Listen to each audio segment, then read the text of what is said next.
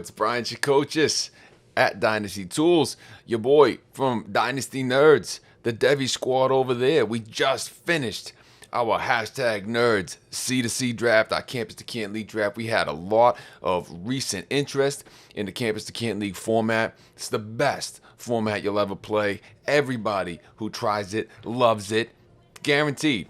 All right, if you like Devi at all, this is Devi on steroids and whatever other supplements you can think of. Is the best, right? It's like you got Devi, you got your college guys. What if you could just take all your college guys and use them every single week and help you win a title in college, and then they still go up to your NFL squad? It's the best. Okay, so the NCAA side of the Campus to Canton League draft is a blast. It is so much fun. We just finished, and a lot of guys have asked questions. A lot of guys have had so much interest. I've been excited to see new Campus to Canton leagues popping up, sprouting out, and that's been a beautiful thing. We want to see this format grow, because if you try it, you will love it. It seems overwhelming, and it's not. I'm telling you, if you like football, you can get in here and you can do this and you can have a blast with it. Okay, so this video here is just to try and give you one guy's 2 cents as I went through this journey, as I went through a month-long 45-round draft. How do you build a team in the Campus to Canton League? So this is one guy's thoughts. I'm not saying I had the right way to do it. This is just my way to do it in this here draft. So this is going through. Let's take you through my thoughts as we went through, the strategy as we go. Look, I like my results of this team. I learned a lot. I feel like I went through a month earlier. We did the Survivors League, which is another league full of sharks and absolute beast lineup of owners. And we went through that. I didn't like my team as much on the result on the back end of that draft. I felt like I learned a lot, though. I like this one better that I'm going to take you through here. I felt like I learned a good amount, and I was able to apply that and do a better job overall. In C2C, I think if you're going through it in the first time and building a team on the NCAA side of this type of league, there's a unique balance that you're looking for. You're not just picking prospects, you're also building a team. And then at the same time, you're not just building a team, but you're also picking prospects for as long as you can. And that sounds like it's saying nothing, but it's actually kind of saying a lot. Generally speaking, if I'm going into a C2C draft, I'm going to approach it in 3 stages. Okay? Stage 1 is I'm going to pick NFL prospects, the best NFL prospects, regardless of position, until I can't anymore. Okay, that's stage 1. Stage 2, I'm going to pivot to picking the best potential NFL prospects with a slight eye on a team build. All right, so I'm going to allow maybe positional depth needs to be a possible tiebreaker. Stage 3 is going to be where I pivot to building a team. Okay, that's later in the draft. I'm going to develop positional depth, but I'm still going to keep that eye on potential dot throw as an NFL prospect. All right, that NFL dot throw potential, especially if it can help me break a tie in making a decision. All right, so let's go through the entire draft, start to finish, all 45 rounds. I'll share footage of each pick along the way and my thoughts as I made each selection. Okay, so in the first round, I was able to trade up on a cheap, which I liked. I was able to select Travis Etienne. We all know Travis Etienne, Clemson running back senior. Love his burst and acceleration, plus his physicality to complement speed when needed. I was really happy with the results of this pick. Made big strides as a receiver in 2019. Definitely we still need to see him get a little bit more natural with it. I would like to see more routes than just the screen game that he was used in a lot in 2019. So in 2020, we'd love to see him get a little bit more sophisticated with the way that he's able to contribute in the passing game. But he is an absolute beast. We all know that. His speed, his acceleration, pretty unparalleled. Okay, I mean, you got Chuba Hubbard, you got Travis Etienne at the top of the running back tree. I mean, those are my 2 guys anyway at the top for running backs. I was stoked to get Travis Etienne here. I traded up 2 picks to get him. It was a very cheap price that I had to pay, which I actually liked because that set the tone, sort of set the market of what does it cost to move up a little bit. And if I was able to do that on the cheap, I was really stoked to sort of set that market rate. And then that made movement throughout the draft board very easy as we move forward in the draft. If it cost a lot to move, even a couple spots, early in the draft, then that's a whole different rate. And so I was happy to get this pick on the cheap. Second round pick, I went with Tylan Wallace. I considered Tamarian Terry, who I love a lot. But to be honest, now that the draft is done, I kind of went into this draft with a little bit of a vanity decision on my hands. I wanted every pick, or damn near every pick, if I could, to be a player who I had no shares of yet. I'm in a bunch of these leagues, and so I was tempted to pull the trigger on Terry, but I just drafted him in my Survivors League draft the month prior, so I ended up going with Wallace. I love Wallace. I wanted to get a share of Wallace. I was happy to get it. An ACL injury kept him out of the draft. I think he should be able to come back and smash for part or all of the 2020 season. His hands and contested catches, I think, can definitely improve. But he does play with an attitude. You can see the first play in this reel. Ray Garvin has described him as he has some dog in his game. And I think Ray's right about that. He was used more deep in 2018 and much more screen heavy in 2019 due to the quarterback situation. I think that will be able to balance out a little bit more in 2020. That would be my anticipation. So I took him over to Tamarian Terry. I may regret that down the line. But overall, I'm excited to get a share of Tylan Wallace with my second round draft pick. Go on to the third round. I'm sticking with guys I do believe have an NFL future. David Bell was my choice. When Rondale Moore went down with an injury in 2019, Bell was a true freshman. He came in and smashed. He ended up as the Big Ten Freshman of the Year. The kid's a competitor. He plays with poise and grit. He needs to learn how to create separation in 2020. There was not a lot of separation in his game.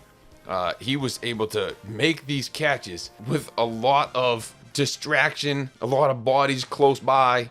So he needs to be able to create separation. He's got time to do that. He has 2 more years in college to be able to develop and blossom in that element of his game, which he'll need to do.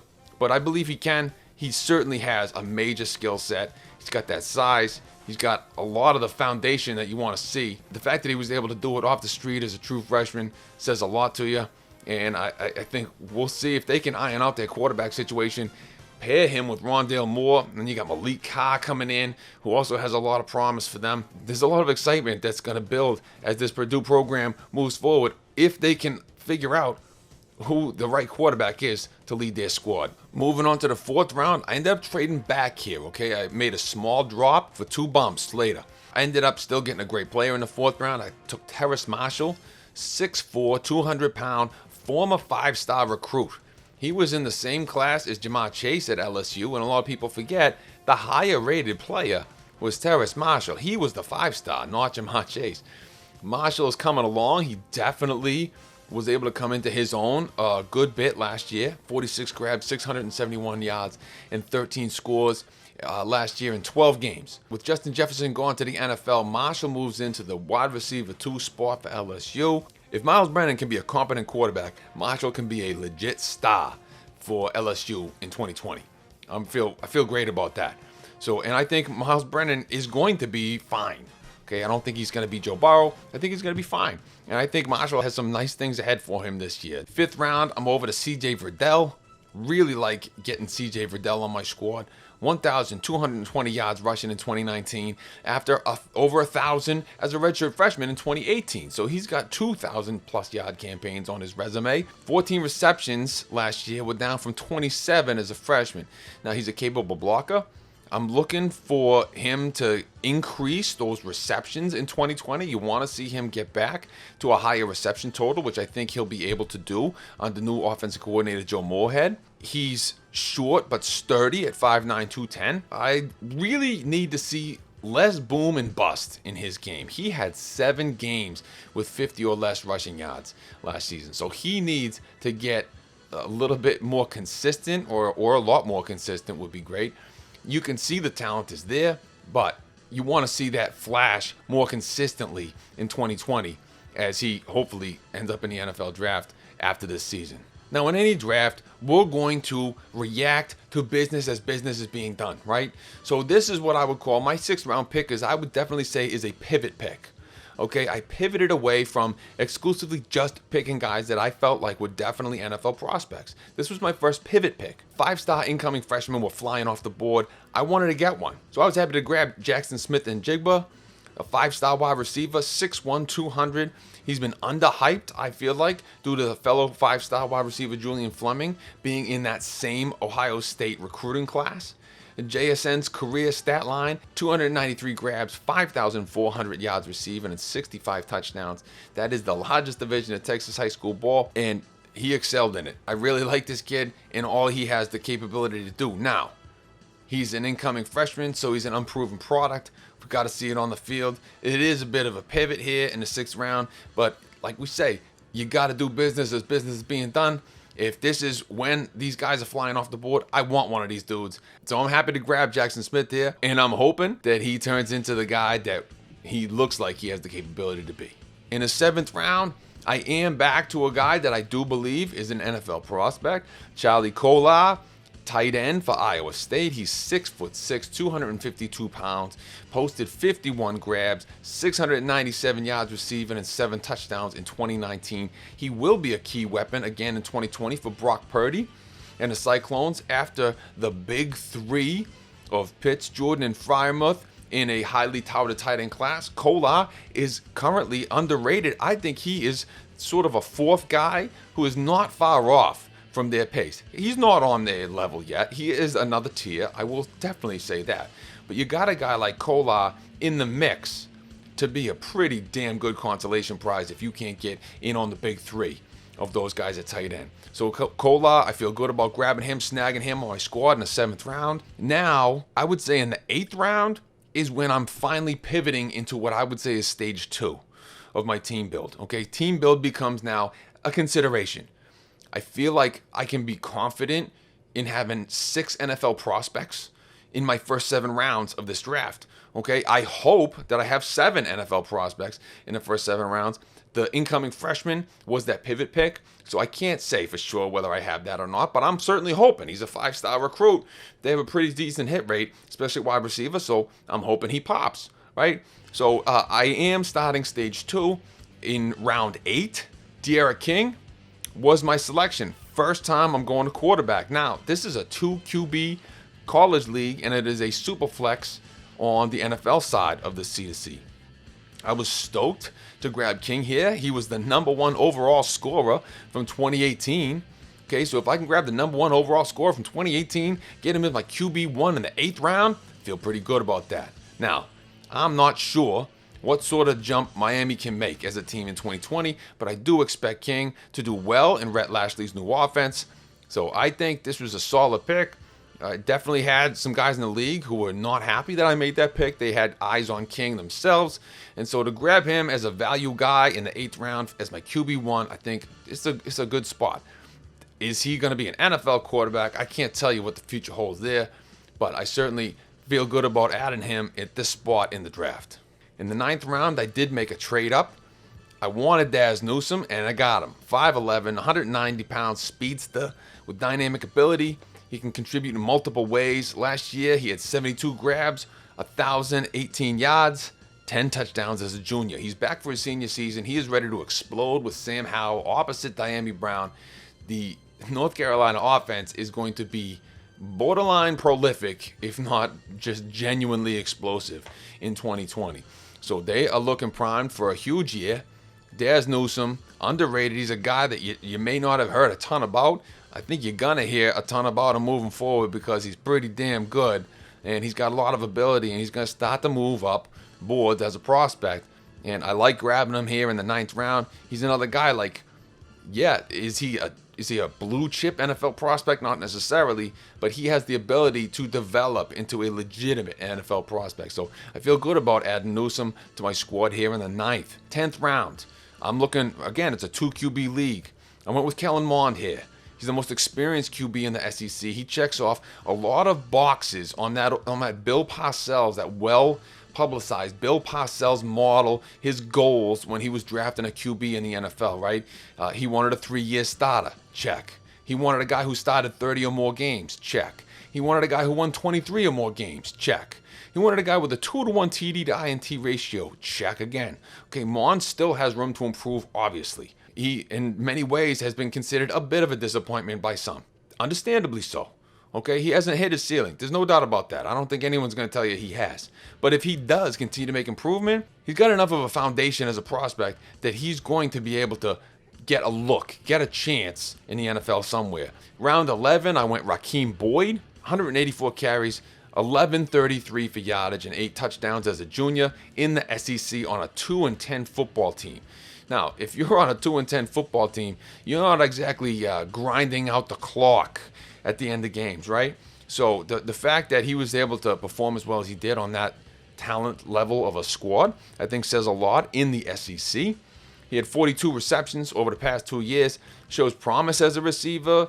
He's back for his senior campaign in Fayetteville. I am interested to see what Raheem Boyd can do this season. And in the 11th round, I think, again, that adds a potential guy to my team. He's not a rock solid prospect per se, but I think he has plenty of potential to get a look in the NFL. So I like that. That's the balance I'm looking for in stage 2. 12th round, I went back to the incoming freshman. Okay, I went Michael Mayer, tight end, Notre Dame. There were only 17 tight ends that were 5-star recruits in the past 20 years, according to 24/7 Sports. Mayer's final 2 seasons of high school, he had 96 grabs, 1,999 yards, and 27 touchdowns. Notre Dame has tight ends, despite Cole Kmet's departure. But Mayer will have a chance to carve out a role even as a true freshman potentially. We'll see about that. Michael Mayer, look, he was one of the last 5 stars available. I grabbed him in the 12th round. Feel good about it. In the 13th round, back to running back, Mohammed Ibrahim, 5'10", 210 pounds. People forget he went over 1,100 yards in 2018. He had 202 carries, 1,160 for yardage, and 9 scores in 2018. He was limited last year. He had injuries, and they had returning vet players that popped ahead of him on the roster a little bit. Okay, there's a wide open runway for him in 2020. It looks like he will have a chance to get back after it and be able to excel for the Gophers in 2020. 14th round, I grabbed my QB3, Ian Book, 6 foot 212, passed for over 3,000 yards in 2019, a 34-6 TD to INT ratio. That's pretty damn good, right? He's a 3-year starter. He might not be explosive, but he's pretty damn solid. To add him in the 14th round, I feel good about that. I think he will get a shot somewhere. I don't know to what degree he will get a shot in the NFL. I do believe he will get a shot in the NFL. He's a 3-year starter at a major program. So, yeah, I think Ian Book is a great grab as my QB3 here. 15th round, I did make a pivot. I wanted some young depth. And that's one of those underrated things in a C2C draft. You want to have enough thought and foresight to develop some depth. You don't want to just grab so many guys that are likely in next year's draft class that now you have no depth behind them. At some point, you're going to leave yourself thin. You got to try to at least have an eyeball on that as you go through your draft. Have it in your thought process, if nothing else. I did make a pivot in the 15th and 16th round. Grabbed some young depth. In the 15th round, I grabbed Tyu Jones-Bell, wide receiver for Alabama. Alabama's receiving core will never lack competition. There's no doubt about that, even with 2 first-round picks leaving. Okay, so TJB may be a year away from contributing, but I do like him long-term. I think his game will translate well into the SEC for the Crimson Tide, and I'm excited to see what he can do as we move forward. In round 16, we are back to the running back position, going with Jalen Berger, incoming freshman running back for the University of Wisconsin. Now, Jonathan Taylor leaves off to the NFL, elite premier running back. Everybody's excited about him as a prospect. Big time vacancy for the Badgers, though. Now, a lot of people feel like Takia Watson is going to be the guy to fill in there. Jalen Berger is going to see if he has something to say about that. Now, the whole COVID-19 issue is going to throw a lot of wrenches into the possibilities maybe for a lot of young guys to come in and contribute right away. Look, I think Jalen Berger is going to get his shot sooner rather than later. He is a bit of a long-term play in case it takes him a while. Watson could be the guy in 2020, but if Berger's ready for 2021, especially if he can fill out his frame a little bit, get a little bit thicker as a freshman hitting that weight room, I think there's a lot of excitement for the things that he has in store for him moving forward for Wisconsin. In the next 3 rounds of this draft, I ended up pivoting again a little bit to some breakout players I think that could explode even though they're a little bit off the radar for a lot of different people. In a C2C draft, there is no list sitting there that people are looking at that have the average draft position, which is beautiful, because after the first 4 to 5 rounds, it really becomes the Wild West. You are just going and getting your guy. Okay, and it's risky to let guys drop and say, yeah, I think I can wait a round or two to get him, because you know what? Somebody else might like him and grab him in a spot where you had no thought whatsoever that he was going to go at this spot in the draft. Deshawn Corbin in the 17th round is a guy I grabbed. Florida State running back, formerly at Texas A&M. He began 2019 as the starter at Texas A&M. He won the job, and then he went out for the year with an injury. But he is eligible to play at 2020 at Florida State after transferring over there. Okay, Isaiah Spiller became the guy as a freshman, but that was only after Deshawn Corbin went out for the year.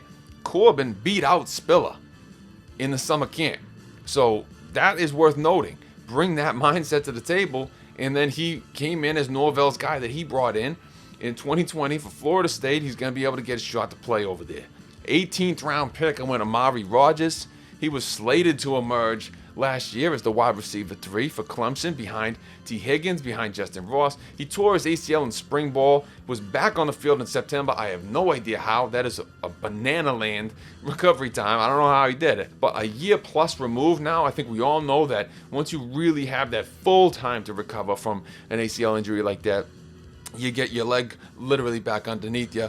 And I think 2020 could finally be his time to have that breakout season that a lot of people were expecting going into last spring. In the 19th round, I grabbed another receiver who I think could have an explosive breakout season. Kevin Austin from Notre Dame. He's 6'2", 210. He's a former top 100 recruit. If you look at his high school film, I think you can see quickly why he was a top 100 recruit. Kid is a legit player. He only went 5 receptions, 90 yards as a true freshman 2 years ago, and he was reportedly suspended for the whole 2019 season. All right, but he was with the team throughout the 2019 season. We don't know what that whole story was, but whatever it was, he seemed to take his punishment, still stuck with the squad. In limited spring practices, he was running with the first team by all reports. Okay, so if he's expected to start on a top 10 team, and you have that Chase Claypool role wide open like it is, I'm interested. Okay, so in the 19th round, I think that's another guy off the radar who I'm grabbing at a great value. I will say the next 4 rounds, I didn't like these picks by and large. I had life issues. Okay, this was one of my busiest times of the year at work. I had crazy things going on at work, just nonstop. We were in quarantine. We're doing all this remote school stuff. I had these giant high-profile projects that you don't need to hear about it. But bottom line, I would say I was on tilt over the next 4 rounds. Let's go through the picks. 20th round, Lorenzo Lingard. He's a former 5-star recruit. He's been injured. Never ended up doing much at Miami. He's moved over, trying to reboot the career after transferring to Florida. There's not a lot of college film yet, but he certainly had talent as a recruit. That's clear. The odds are looking longer as the years pile up. But, you know, I felt like rolling the dice on him was a decent move here. I don't hate the pick. I don't love the pick. 21st round, we'll see here. CJ Maribel, running back, 5'10", 190. He's a running back with receiving ability. He had 38 receptions in 2019, so that was nice. The Coastal Carolina, all right. Scrimmage touches, stat line from last year was 242, 1380 yardage, and 14 scores. He's got a Sun Belt schedule. Okay, so the future is iffy. I don't know what his future as a prospect is, but certainly he's going to help the fantasy football team, right? I am putting a lineup in every week to try and compete for a college title here in the C2C league, so that'll help. There's no doubt about that, all right? I can't say I'm excited about the pick, but again, I was on tilt. This was a crazy, crazy stretch. One pick I did like in this range, 22nd round, I took Malik Hornsby. He's a top 100 player in top 24/7 ranks. Vince Young comparisons have been made. There's a long way to go for that, no doubt. Okay, but I do like him as a dynamic player coming in as the new staff's recruit. All right, we're hoping he can become a star. I would love to see that happen. We'll see. Long way to go. Like we said, he's got to fill out. He's string bean at the moment, but Jaden Daniels showed that you can still be a string bean and maybe do well in the FBS ranks. 23rd round pick. This is probably my least favorite pick of the draft. Langston Anderson, wide receiver, Oklahoma State, top 24/7. Had him as a top 100 player 6 foot 202. He's got good speed, burst, and strength. Plays aggressive and physical, even without the ball, which I do like. I do like to see that. That sort of has football character written all over it. It's concerning that he didn't emerge as a true freshman, even when Tylan Wallace went out with injury. So it seemed like the runway was wide open for him to make that happen, and the fact that he didn't, not great. I'm taking a chance that could still happen, but this is probably a pick that I disliked the most overall. I felt like there were better things I could have done with this pick, and afterwards I felt a little gross about my 21st and 23rd round pick particularly. But with that said, sort of gathered myself after making that Anderson pick, and I just said, look, you're going on tilt in a month-long draft. That doesn't mean I need to stay on tilt just because I got on tilt a little bit. All right, I can always recalibrate, make good picks. There's no need to panic. There's no need to chase makeup picks because you don't like a couple picks that you made, right? Just make good picks moving forward, and I can feel great about making 2 good ones in the next couple rounds here. 24th round, Tariq Black. I feel good about this. He was a highly rated 4-star in 2017, flashed as a true freshman. Injuries have definitely dogged him since, so that is a concern. It's a lingering concern. He played 11 games in 2019 and only had 25 grabs, 323 yards, and a score. He's expected to start at Texas. If he does, Black's ceiling is still high. The floor could be low, but the ceiling could be high, so I'm interested. So I like this pick. Overall, I think it's good value in the 24th round. 25th round went Deshawn Jones, another guy who's kind of fallen off people's radars. 6'1", 190 from Maryland. Wide receiver, expected to lead the wide receiving core in Maryland in 2019 after going 22 grabs, 288 yards, and 5 touchdowns as a true freshman. He ended up missing the year with injury. If he can regain that form and trajectory, he could have big things ahead. So that could be another guy kind of missed the year with injury, went off radars, and so in the 25th round, perhaps I'm getting a guy who could contribute and do some very nice things moving forward. 26th round, Carson Beck, quarterback, Georgia. This pick didn't have a lot of shelf life, let's say that. Shortly after I made this pick, JT Daniels to Georgia news broke. And that threw a bucket of cold water on this selection. With Brock Vandegrift already coming to town in 2021, it won't be a shocker if Beck ends up in a portal at some point. In terms of his background, Beck was named Mr. Football in Florida in 2018 after leading his team to an 8A state championship. He's a 3-sport athlete. He's got a powerful arm, strong football IQ. He could have a bright future. It just might not be for Georgia. So we'll see what happens with Carson Beck. 27th round, I stuck with Georgia. Kenny McIntosh was sitting there. He seemed like a crazy value to me at this point. He was a 4-star recruit last year. Zamir White and Cook are still there. Their roles, the roles all around for the backfield are undefined. Moving into 2020, McIntosh flashed ability and limited true freshman action. They did preserve his red shirt. The Georgia stable of running backs will limit weekly fantasy football numbers, but they always develop prospects. In the 28th round, I might have been able to let him slide, but I just went and grabbed my guy. Okay, he was the first repeat player. I mentioned earlier, I kind of went into this draft saying, I don't know, I might just grab all people I don't have anywhere else. This is the first guy I grabbed, a repeat player I already own elsewhere, but I love his potential ceiling. 28th round, Devin Williams, wide receiver for Oregon. He's a former number 40 overall nationally ranked prospect. He was the number 1 athlete, according to Rivals. His high school highlights show why. He transferred from USC to Oregon. He sat out last year. He has been largely forgotten, but he practiced the entire year at Oregon. He's expected to start at the X position in Joe Moorhead's offense. Mario Cristobal has made comments that make it seem like he could be in for a big year, as has Joe Moorhead, who dropped a Chris Godwin reference in discussing Devin Williams and the X position in his offense. So a blow-up is possible. I'm in on that if I can grab him at a value spot here. 29th round, I decided to go. I'd been fading the tight end position for a while. Started out with Kolar, added Maya as young depth, okay? But I felt like I needed some further depth at the tight end position. 29-07, I grabbed Peyton Hendershot. He's third team All Big Ten for Indiana.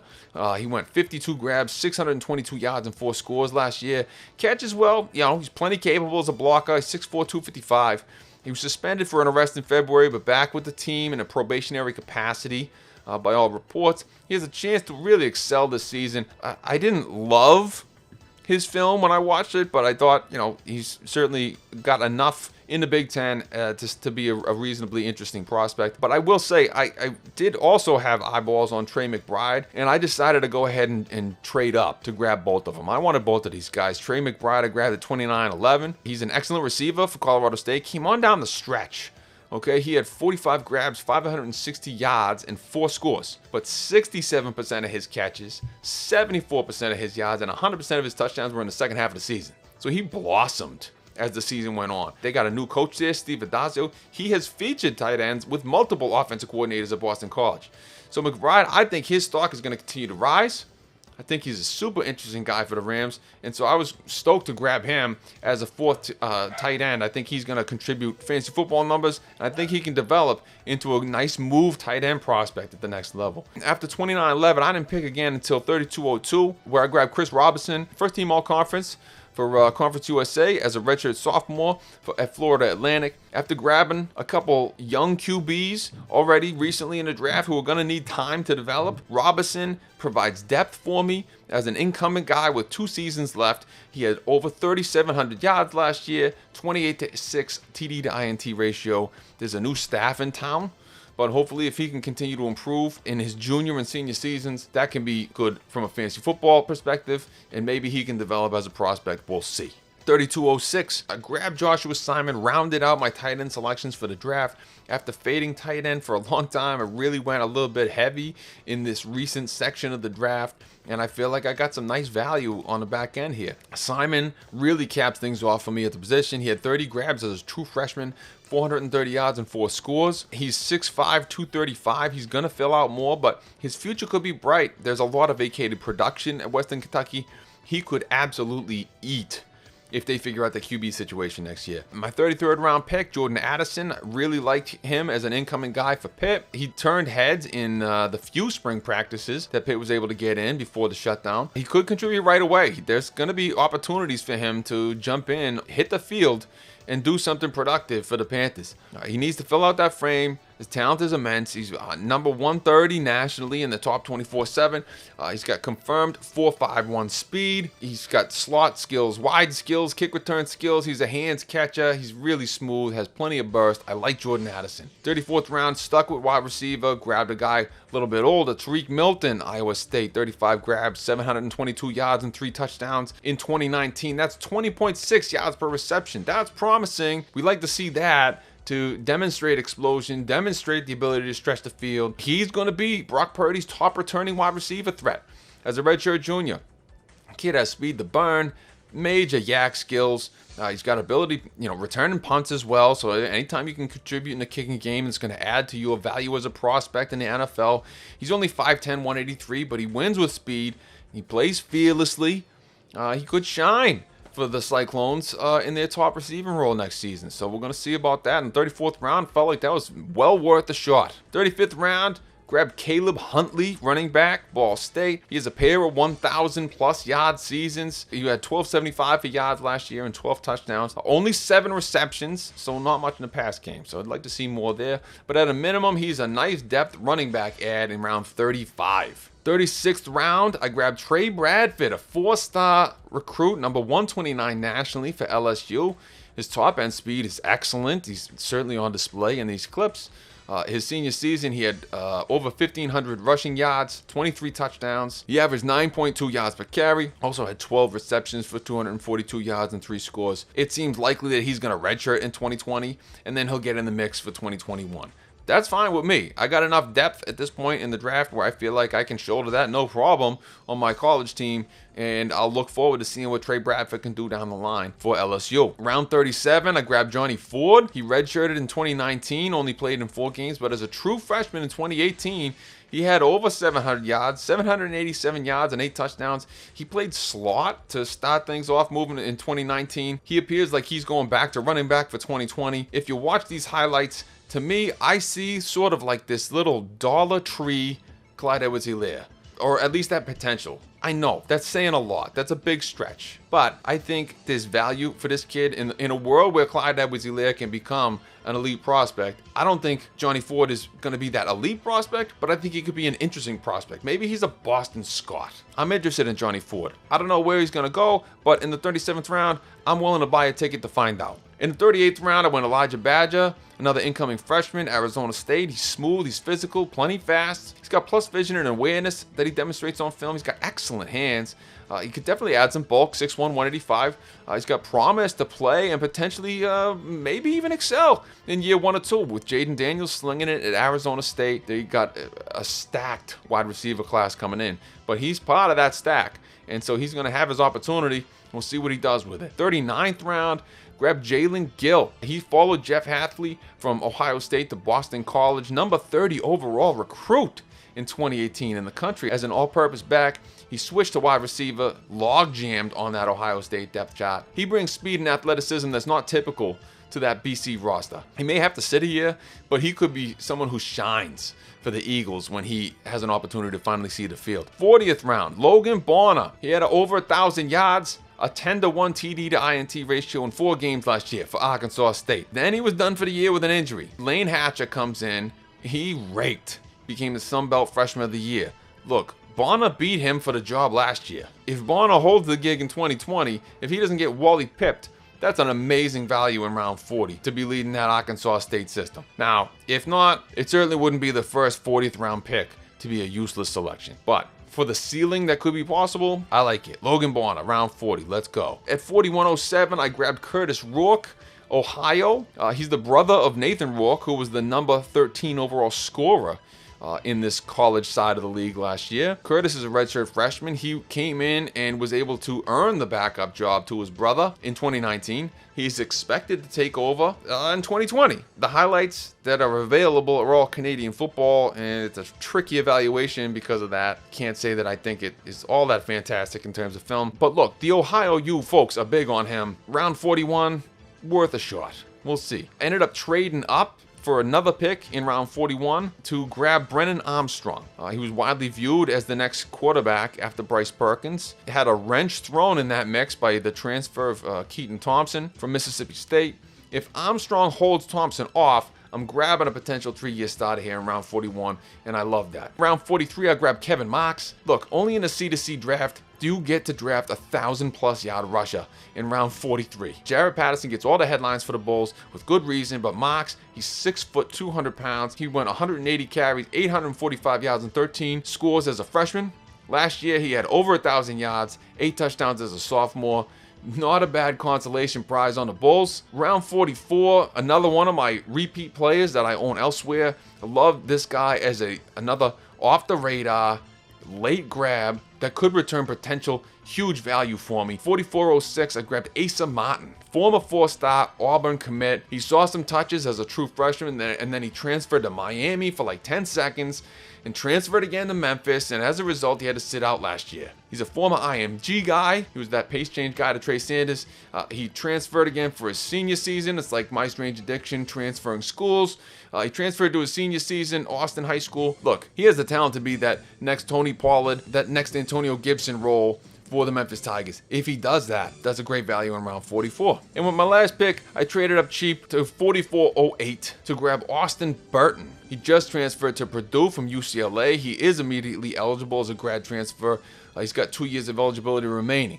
He didn't play much at UCLA, except for this start against Oregon State. He does bring athleticism, though, that the other Purdue QBs don't have. He may be a long shot to start in week 1 because the other guys have been in the system. The other guys have been around a lot longer, and Burton can't even get there until July. But with 2 years left to play, if he ends up seeing the field, if one guy wins the job but goes out with injury and Burton gets on the field, if he gets on the field, he could stay there and he could get exciting in a hurry. So I think for a last pick in the C2C draft, buy a lottery ticket, see if you can cash it in down the line. So that's my draft. I know it's a lot. Look, here's the team I ended up with. This is the squad. I really like it. I can feel good moving forward with this as my college team. And of course, that's going to inform how I build my NFL team in the NFL draft that follows this one. So because I have Travis Etienne as my first round pick, I didn't feel like I needed to necessarily jump on running back early in the NFL side. So I was able to grab Lamar Jackson as my first round pick and feel fantastic about that as well. And that's the other side of this. There's always a build, there's always a blend. Your college team is going to inform some of your personnel decisions on the NFL side of things. That's part of the fun, the unique strategy, the unique fun associated with campus to Canton leagues. Look, I hope you got something out of this video. If you're still watching, God bless you. So I appreciate you listening, watching, checking it out, and I hope you enjoy this, that you're in some C2C leagues, and if you're not, I hope you're getting in one. Let's make sure we keep growing this format. It is the most fun you're going to have playing fantasy football. If you haven't checked it out yet, trust me on it, check me on it, give it a shot, and tell me I'm wrong. I'm telling you, I'm very confident you're going to love it. All right, so thanks for checking in. Thanks for tuning in. Thanks for watching, listening, and following along with this. Just one guy's two thoughts. I'm not saying I'm right. This is just me. All right, so thanks. I hope everyone's good. Be well, be a good human. Talk to you soon. Wait! P.S. I forgot. If you're still here, you are plenty enough of a nerd to think this will be dynamite, okay? Look down, if you haven't seen it yet, in the description below the video. And what you'll find is a link to 2 different drafts, okay? Tracked the Nerds C2C draft and tracked the Survivors League draft that we did a month earlier. Okay, it's tough to find ADP information for campus to Canton drafts, right? So you can check that out. It's a view-only file, but if you open it up as a Google Sheet and then make a copy, do file, make a copy, then you can have it on your Google Drive, and then you own that one. And now you can start playing around with the data and the filters at the top. You can organize it however you want. Okay, so I think what you'll find is, look, some guys, you'll be surprised how many guys went in one draft and didn't go in the other. You'll be surprised how early some guys went and went way later in the other, and vice versa. Right? So I think it's interesting. Like we say, you get out of like the first 5 rounds and it just becomes go get your guy season. But still, I think it's valuable to be able to see that data, process that data. Look, these guys in these 2 leagues, a bunch of shocks that know this stuff. I have so much respect for the guys in both of those leagues. They know their stuff, man. And so the amount of depth of talent, you just got to go get your guy. Once you get beyond those chalk rounds, get your dudes. All right, so hopefully you find that interesting. Down below. Thanks.